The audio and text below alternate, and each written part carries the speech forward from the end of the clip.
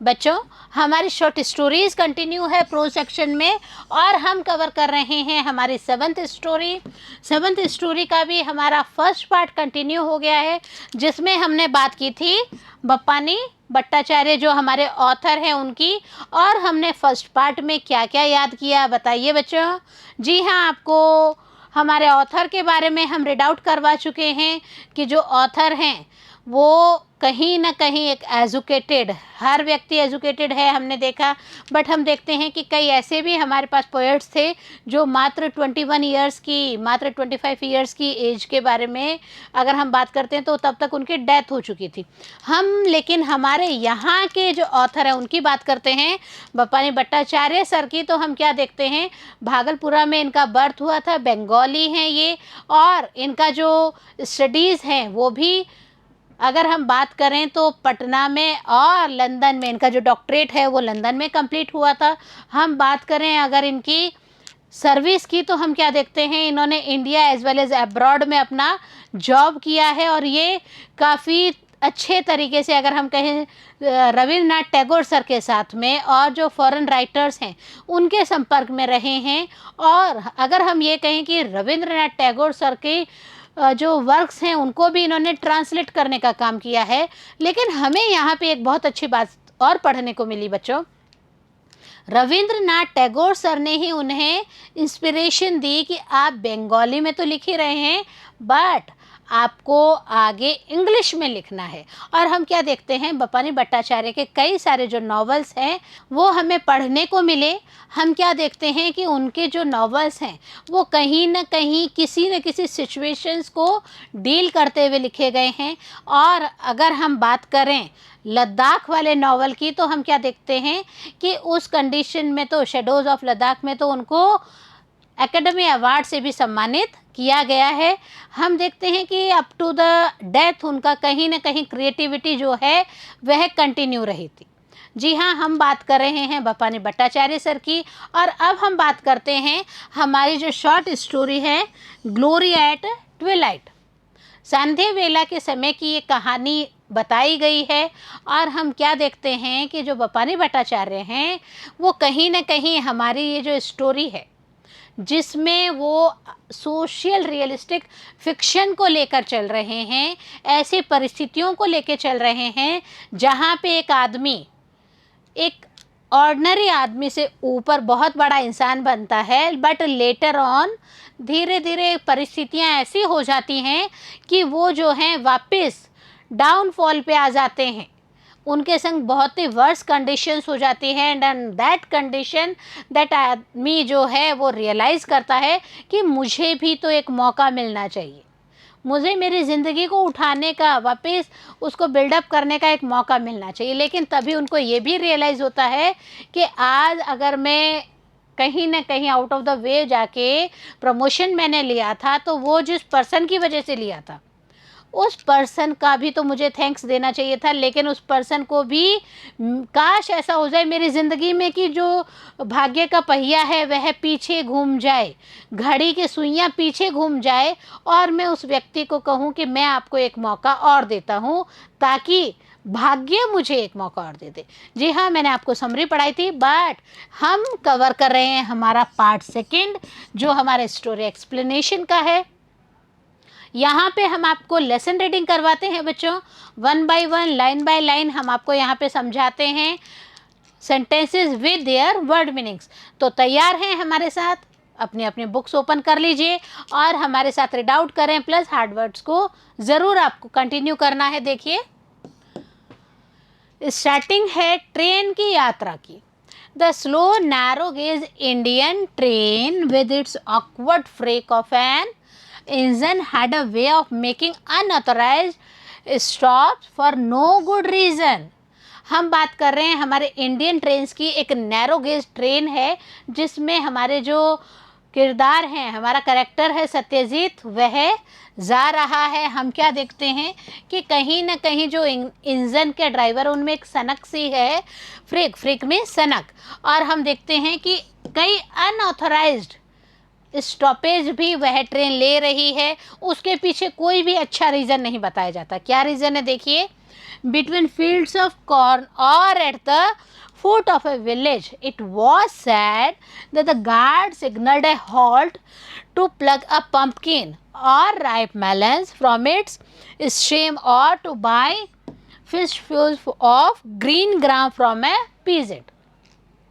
Train को जगह जगह खेतों के बीच में रोक दिया जा रहा है और हम क्या देखते हैं, जो खेत हैं वो कॉर्न के हैं, मक्का, अगर आपने सुना है बच्चों, मक्के के खेत हैं।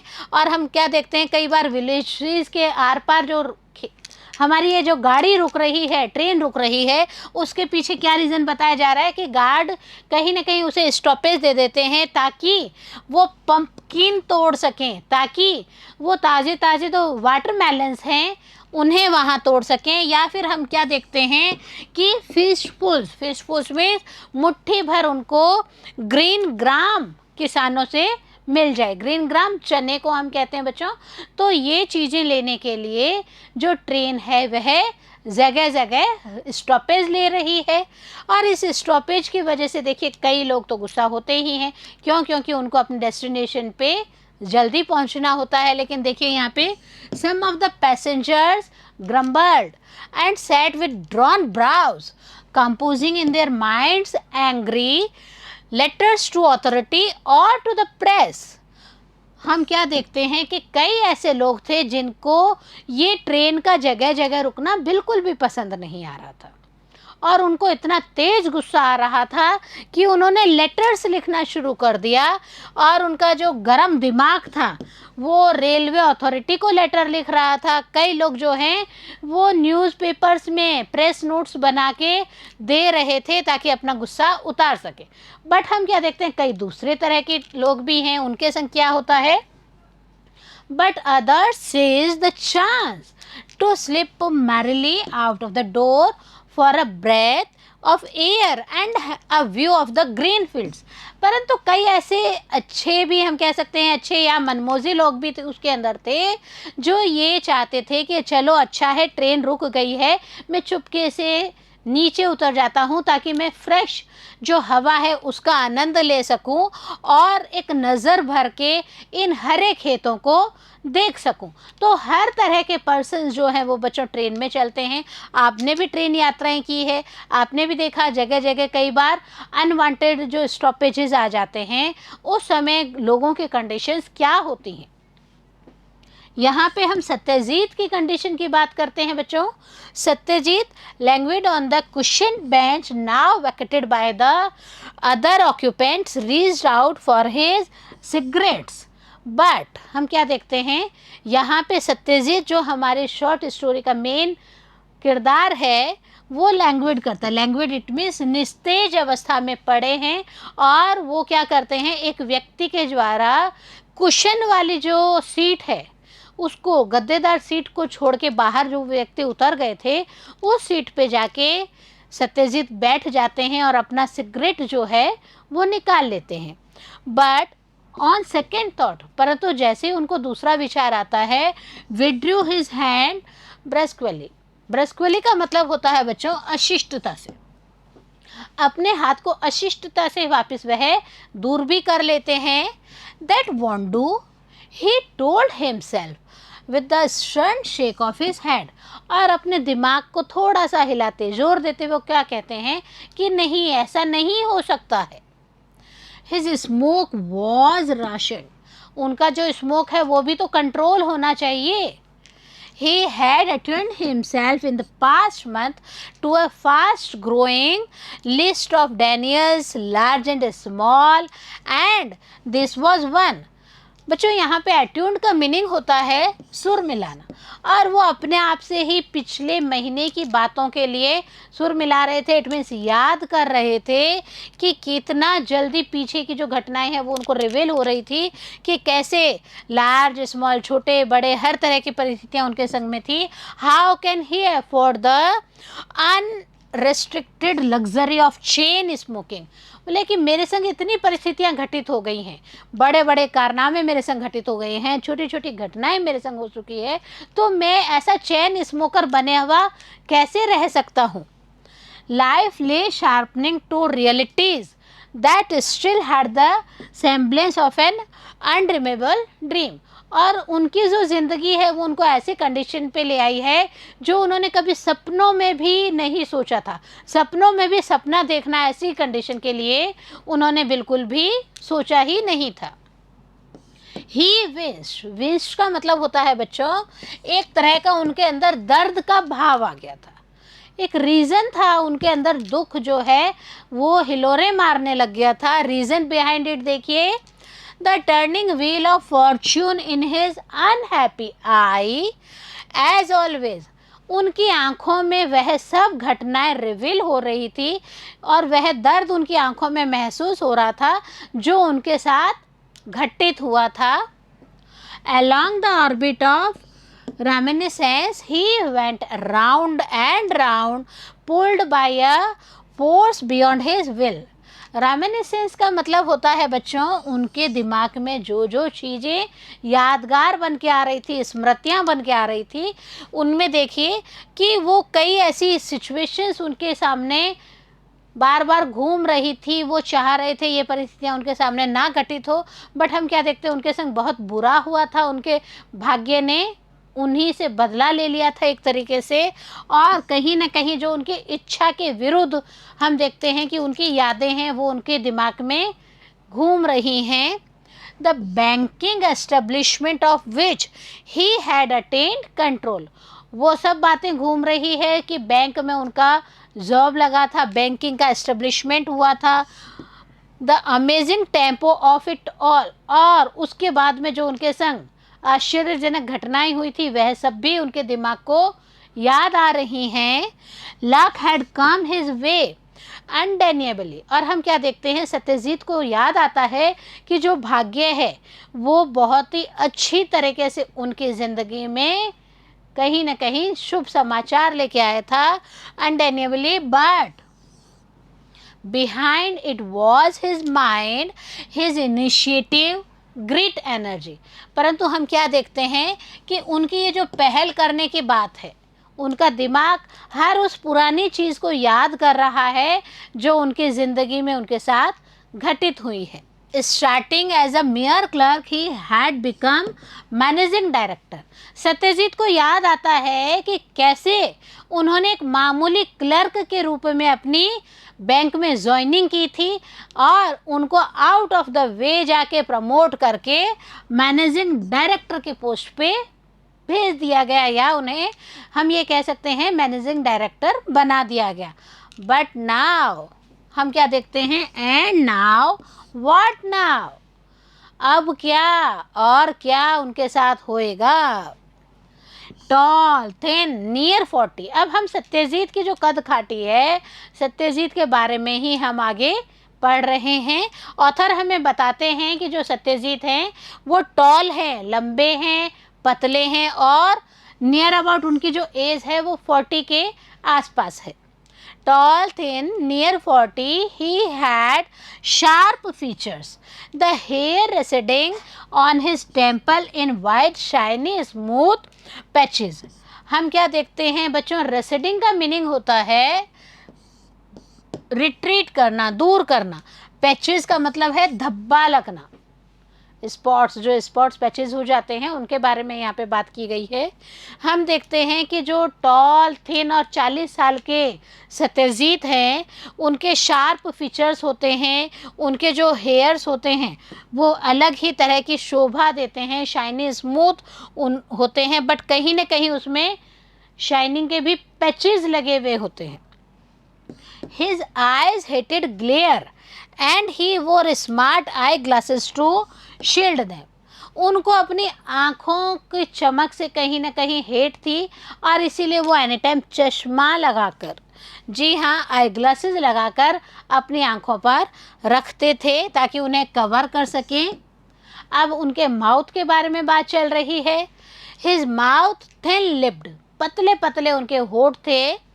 Would tighten in repose to a line that suggested strength of will, but might have been only pride।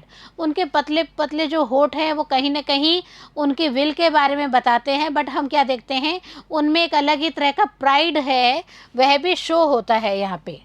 Again उनके दिमाग में उथल पुथल चलती है। व्हाट नाउ, अब क्या?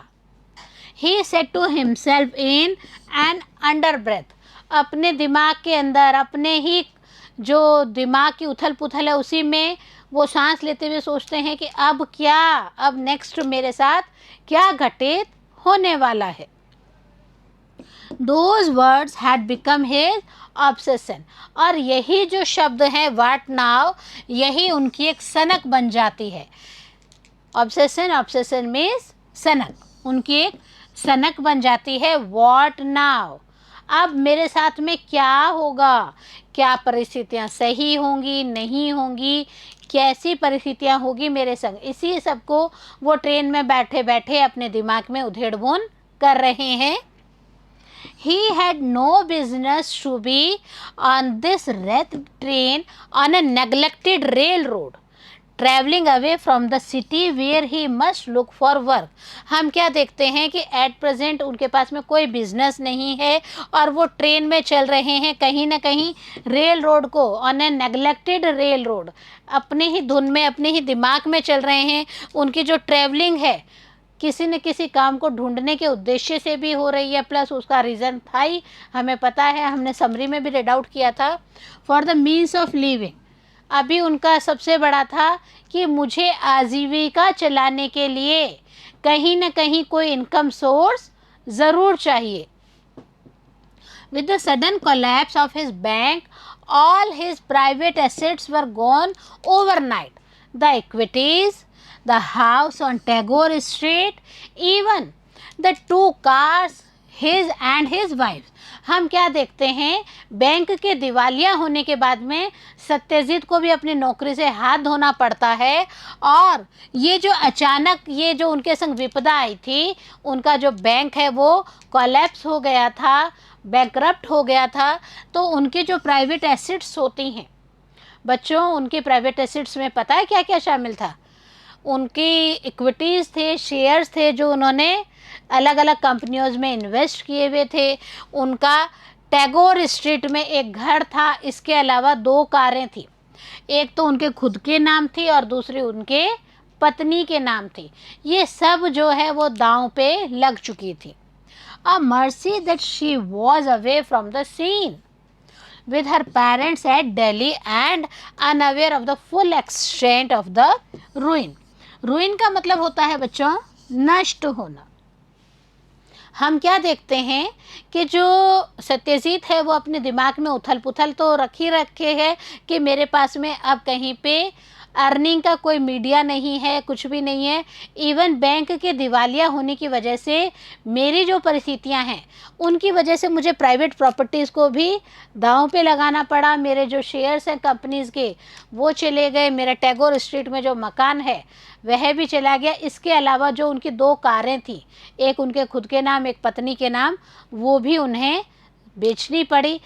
इनके अलावा एक चीज़ जो उनको दिमाग में सुकून दे रही है वो क्या है? देखिए, उनको लगता है कि इट्स ओके, सब कुछ हो गया है, परंतु जो मेरी पत्नी है वो इन सब बातों से अभी तक अनभिज्ञ है। ये सब बातें उनके सामने घटित नहीं हो रही है। क्यों? क्योंकि एट प्रेजेंट वह दिल्ली अपने पेरेंट्स के साथ में है और अभी उनको इन सब चीज़ों के नष्ट होने के बारे में बिल्कुल भी जानकारी नहीं है। बच्चों, कैसी परिस्थितियाँ आ गई है इंसान के साथ में, देखिए। A telegram had come last Tuesday announcing the safe birth of her child. हम क्या देखते हैं कि एक टेलीग्राम आया था सत्यजीत के नाम पे लास्ट ट्यूसडे को, मंगलवार को टेलीग्राम आया था, जिसमें यह बताया गया कि उनकी पत्नी ने सुरक्षित रूप से एक बच्चे को जन्म दिया है। Their first born, for he had married late in life. उनका पहला बच्चा, उनकी शादी का पहला गिफ्ट उन्हें मिला था। हिज सन, हिज हायर, और वही बेटा जो उनकी आगे प्रॉपर्टी का मालिक भी होगा, उनकी हम कह सकते हैं ना कि आगे आने वाली पीढ़ी। And he had sold off his diamond ring to send his young wife a remittance for the name giving rites. Remittance का मतलब होता है बच्चों भेजा हुआ धन। जब कुछ भी उनके पास में नहीं होता है सत्यजीत के पास में, तो नामकरण संस्कार के लिए वो अपनी पत्नी को अपने डायमंड रिंग भेज देते हैं, डायमंड रिंग भेज देते हैं ताकि उनके नामकरण संस्कार के जितने भी रिचुअल्स हैं वो संपन्न किए जा सकें। She had married a man of Fortune that made it harder for him in this crisis. और कहीं ना कहीं सत्यजीत को लगता है कि मेरी पत्नी ने तो एक अच्छे भाग्यशाली व्यक्ति से ही तो शादी की थी, और अब मेरा भाग्य कहाँ जा रहा है, अब मेरी जो क्राइसिस है, मेरे ऊपर जो भी मुसीबतें आई हैं उनसे मैं कैसे सॉल्व आउट कर रहा हूँ, ये तो मैं ही जान पा रहा हूँ। वो नहीं चाहते थे कि उनकी वाइफ को उनकी जो पॉवर्टी है उसका अवेयरनेस हो सके। True, she knew all about his earlier life. क्यों? क्योंकि वो तो ये चाहते थे कि वो तो अपनी पहली ज़िंदगी को ही याद करती हैं, पहली ज़िंदगी के बारे में ही सोचती हैं। But that was story book stuff. परंतु अब हम क्या देखते हैं, अब परिस्थितियाँ ऐसी हो गई हैं कि सत्यजीत की लाइफ में जो उनकी पुरानी चीज़ें हैं वो एक कहानी की किताब के रूप में रह भर गई हैं। It could be narrated happily to their first born when he grew older। और ये सब बातें खुशी खुशी उनके नए जो बच्चा पैदा हुआ है वह जब बड़ा होएगा तो उनको ये सब परिस्थितियाँ उनको बताई जाएगी, देखिए हम कितने अमीर लोग थे। द स्टोरी ले किल्ड बाय इट्स सिक्वल। परंतु हम क्या देखते हैं कि ये जो बाद की कहानी है ये क्या बताई जाएगी क्या बच्चे को, ये क्या बच्चे को रिकॉग्नाइज करवाई जाएगी क्या कि कैसे किस परिस्थिति में अब उनकी फैमिली आ गई थी। फेल्योर, क्यों? क्योंकि अब उनकी जो लाइफ है वो फेल्योर हो चुकी है, ख़त्म हो चुकी है। Glory was all over laid with dark Shem.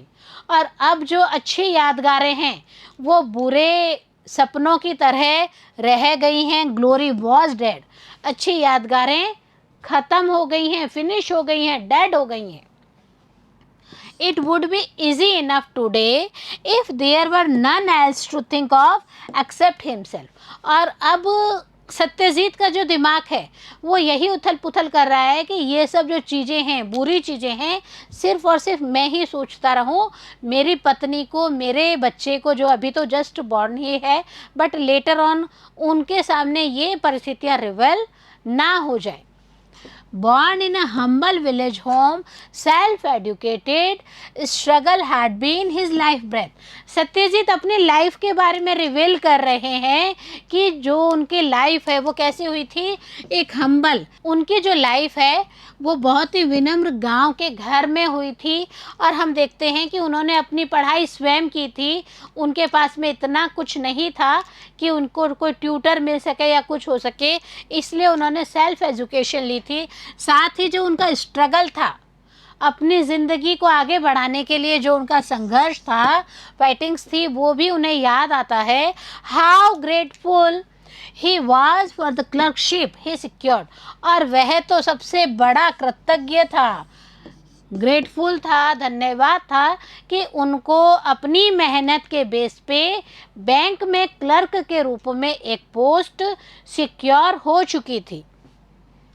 Eight turning of the wheel of fortune, भाग्य ने, भाग्य का जो पहिया है उसने पलटा मारा था। ही हैड वंडर्ड, उन्हें तो खुद को आश्चर्य हो रहा था। द नेक्स्ट टर्निंग, एक और भाग्य का पहिया उनके संग घूमा था, देखिए कैसे। A year after was more dramatic, एक साल बाद में तो और भी ड्रामेटिक, नाटकीय माहौल उनकी ज़िंदगी में आ चुका था। What made him give a fixed look to the man beyond the brass grill of the counter। grill means जाली। ऐसे व्यक्ति के बारे में बात की जा रही है जो जाली के बाहर खड़े थे, उनसे बात कर रहे थे। तो बच्चों कौन थे, किन के बारे में बात की जा रही है? बैंक में काम कर रहे हैं, क्लर्क के रूप में काम कर रहे हैं, तो कई परिस्थितियां तो है उनके सामने, लेकिन क्या सच में उनके भाग्य ने पलटा खाया? क्या सच में उनको कहीं कुछ अच्छा बेटरमेंट मिलेगा। क्यों? क्योंकि बचपन से लेके अभी तक का हम देखते हैं कि उन्होंने बहुत अच्छा अचीवमेंट लिया है, एटलीस्ट एक बैंक क्लर्क के रूप में अपनी जॉब को सिक्योर कर लिया है। क्या परिस्थितियां आगे घटित होती हैं बच्चों, हम नेक्स्ट पार्ट में आपसे मिलेंगे, तब हम इसको कंटिन्यू करेंगे। तब तक बने रहिए बिंदु के साथ, पढ़ते रहें और आगे बढ़ते रहें।